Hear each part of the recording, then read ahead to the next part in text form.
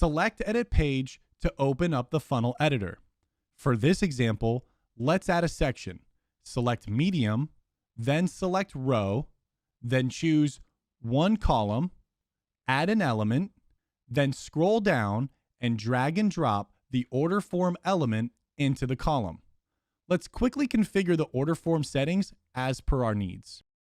Click on the order form element and then click on the advanced settings on the left menu. We'll hide the information which we don't need here. For this example, we can click on Toggle Company Name field to hide the company name. Additionally, we can hide the phone from the Toggle Phone and hide the shipping from Toggle Shipping.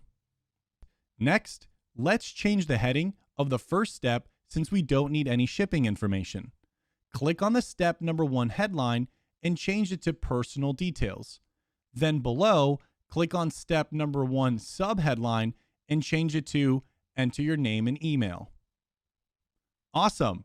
Now let's save this page and check it out live. So click on the Overview tab and then select the Preview Page button below to view the 2-step order form. Here's the first step of the form where we'll fill out our personal information.